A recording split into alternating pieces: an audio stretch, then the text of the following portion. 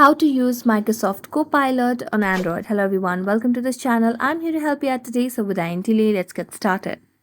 So you can use Microsoft Copilot on two ways. One of the ways is to go to your browser, and simply what you can do is tap on the search bar to search for the Microsoft Copilot. So let's search for Microsoft Copilot over here. So let's type in again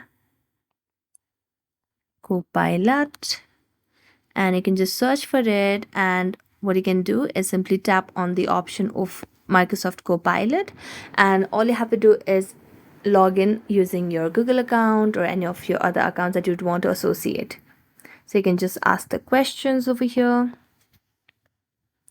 and it will be responding to you. Now, what you can simply do next is you can go to your Play Store application on your device and simply search for Copilot. Now, Copilot does have an application as well, so it becomes even more easier. So let's search for Copilot, and here you can see the application. So you can just tap on install and get it installed on your Android. So that's it. Thank you so much for watching this video. See you next time.